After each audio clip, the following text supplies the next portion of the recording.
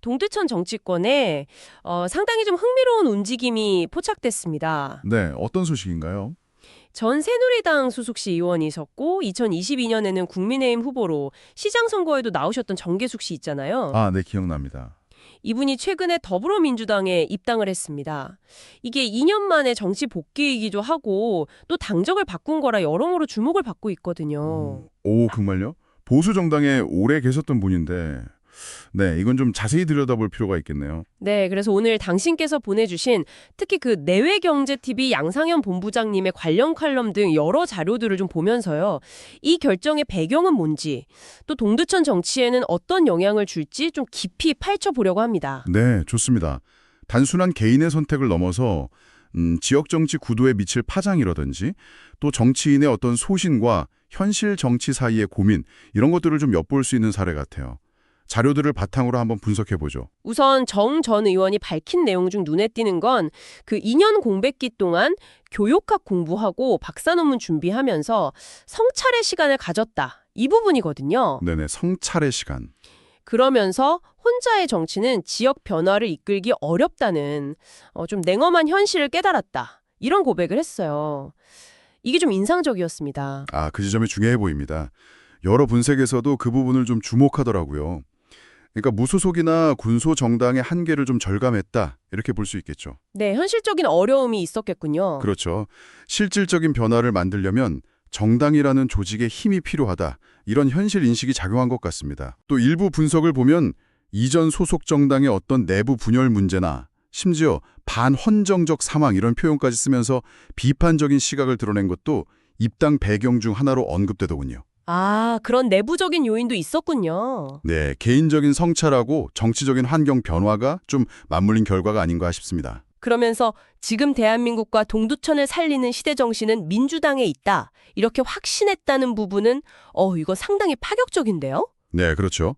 과거 보수정당 소속이었던 분이 이런 발언을 하는 건 흔치는 않죠. 이걸 어떻게 해석해야 할까요?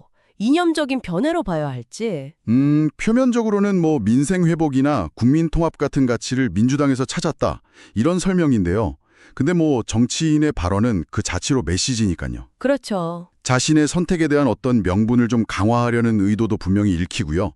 결국 진정성은 뭐 앞으로의 행동으로 보여주는 수밖에 없겠죠. 네, 맞습니다. 결국 행동으로 증명해야 할 텐데요. 자, 그럼 이 선택이 내년 지방선거를 앞둔 동두천 정치 지형에는 어떤 변화를 가져올까요? 이분이 오랫동안 사회복지사로 활동해서 지역 네트워크가 탄탄하다는 평가가 많더라고요. 네, 맞아요.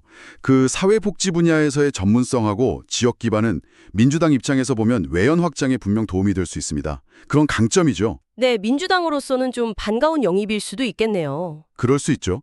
근데 동시에 아시겠지만 정치인의 자전 당적 변경에 대한 비판적인 시선, 그러니까 소위 철새 논란 같은 것도 피하기는 어렵다는 지적도 자료들에 나와 있습니다. 아, 그렇죠. 그런 비판도 있을 수 있죠. 네, 한 주민 인터뷰 내용을 보니까 당을 바꾼 만큼 그냥 말로만 그치지 말고 실질적인 변화를 좀 보여줬으면 좋겠다.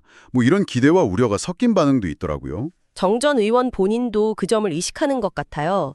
선거와 상관없이 동두천 성장과 시민 삶의 질 향상이 최우선이다.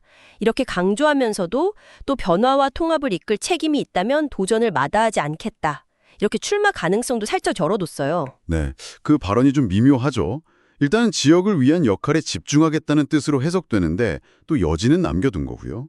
그리고 입당과 거의 동시에 경기도당의 주요 직책을 맡고 여러 위원회 활동도 시작했다면서요. 아, 네, 그 부분도 주목할 만합니다. 이게 단순히 뭐 선거 때 지원 유세나 하는 그런 역할을 넘어서서 당내에서 좀 실질적인 목소리를 내고 정책 결정 과정에도 참여하겠다. 이런 의지를 보여주는 행보로 해석될 수 있거든요. 그렇군요. 진짜 대한민국, 진짜 동두천을 만들겠다.